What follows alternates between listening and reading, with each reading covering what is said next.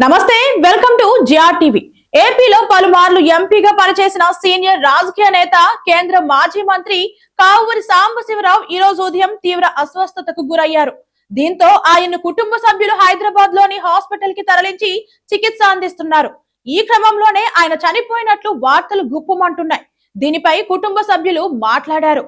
కావూరి సాంబశివరావు చనిపోయినట్లు జరుగుతున్న ప్రచారాన్ని కుటుంబ సభ్యులు ఖండించారు. ఆయన ఆరోగ్యం విషమంగా ఉండటంతో వెంటిలేటర్ పై ఉంచి చికిత్స అందిస్తున్నట్లు క్లారిటీ ఇచ్చారు.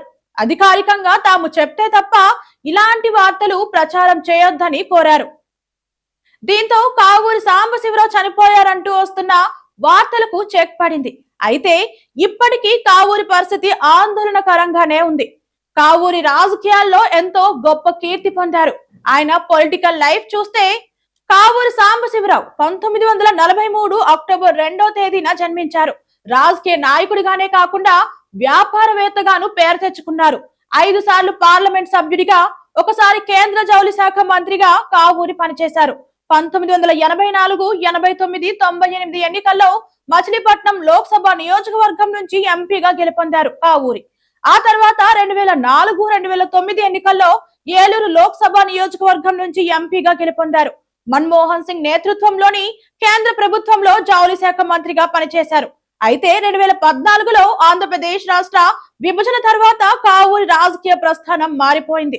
సుదీర్ఘ కాలం పాటు కాంగ్రెస్ పార్టీలో పనిచేసిన ఆయన 2014 తర్వాత బీజేపీలో చేరారు. ఆ తర్వాత క్రియాశీల రాజకీయాలకు దూరం అయ్యారు. కావూరి సాంబశివరావుకు ఒక కుమారుడు, 3 కుమార్తెలు ఉన్నారు. సినీ నటుడు, ఎమ్మెల్యే నందమూరి బాలకృష్ణ చిన్నల్లుడు భరత్. కావూరి సాంబశివరావు కుమార్తె తనయుడే. భరత్ కు కావూరి తాతయ్య అవుతారు. ఇలా కావూరి సాంబశివరావు కుటుంబానికి నందమూరి, నారా కుటుంబాలకు మధ్య బంధుత్వం ఉంది. మంత్రి నారా లోకేష్ ఆదివారం కావూరి సాంబశివరావును హాస్పిటల్లో పరామర్శించారు. ప్రస్తుతం వెంటిలేటర్ పై ఆయనకు చికిత్స అందిస్తున్నారు వైద్యులు. ఆయన ఆరోగ్య పరిస్థితి విషమంగా ఉందని తెలియడంతో సన్నిహితులు, కుటుంబ సభ్యులు ఆందోళనలో ఉన్నారు. ఇది ఇవాల్టి అప్డేట్. మరిన్ని అప్డేట్స్ కోసం చూస్తూ ఉండండి మన జిఆర్ టీవీ. మన వీడియో కనుక నచ్చితే లైక్ చేసి షేర్ చేయండి. Thank you.